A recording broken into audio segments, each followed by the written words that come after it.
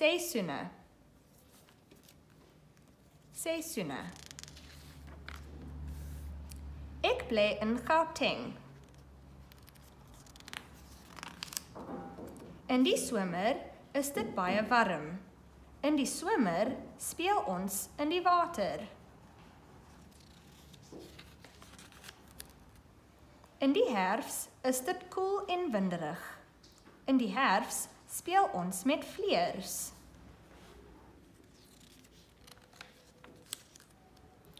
In die winter is dit koud. In die winter dra ons warm klere. In die lente is dit warm. In die lente werk ons in die tuin.